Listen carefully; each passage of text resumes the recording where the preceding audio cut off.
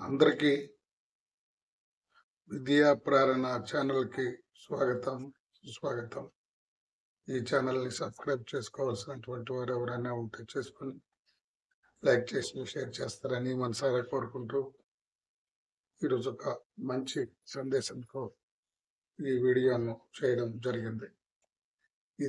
ఈ వీడియోను ఆఖరి వరకు చూస్తారని, ఇందులో ఉన్నటువంటి సారాన్ని గ్రహిస్తారని కోరుకుంటూ, ఒక ఆయనకి 2 కొడుకులు. అయితే అందులో ఇద్దరిలో ఒకడు తాగుబోతయ్యాడు. అయితే ఆ తాగుబోతుకి ఇలా అడిగితే ఆయన చెప్పాడు, ఏమయ్యా నువ్వెందుకు ఇలా తయారయ్యావు అని అడిగితే ఆ తాగుబోతు ఇలా చెప్పాడు, మా నాన్న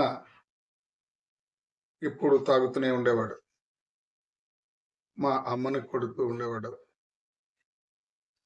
తను ఇంటిని సరిగా చూసేవాడు కాదు, కడుపు నిండా 3 పూట్ల భోజనం పెట్టేవాడు కాదు,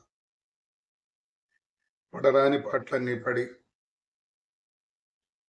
నేను కూడా ఆ బాధను తట్టుకోలేక తాగుతూ ఇలా తయారయ్యాను అని అన్నాడు. అయితే ఇక రెండవ కొడుకు మంచి ప్రయోజకుడయ్యాడు. ఆయన్ని అడిగితే ఆయన ఇలా సమాధానం చెప్పాడు,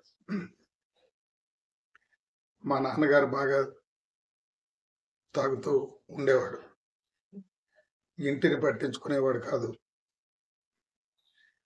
ఎప్పుడు తాగుతూ వీధుల్లో తిరుగుతూ అవమానపడి జైలుకి వెళుతూ ఉండేవాడు.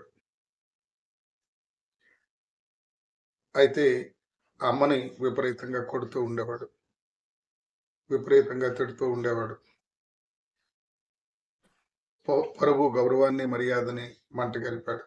అయినప్పటికీ కూడా నేను మా నాన్నలా తయారవ్వకూడదన్నటువంటి ఆలోచనతోనే నేను ప్రయోజకుడిని కావాలని కోరుకున్నాను. అట్లాగే నేను ప్రయోజకుడిని అయ్యాను అని. అంటే దీనిని బట్టి ఒక పరిస్థితి ఇద్దరికి వేరు పాఠాలు నేర్పించింది. అయితే తేడా పాఠంలో లేదు, నేర్చుకునే వాళ్ళలోనే ఉంటుంది అని దీని అంతిమ సందేశం.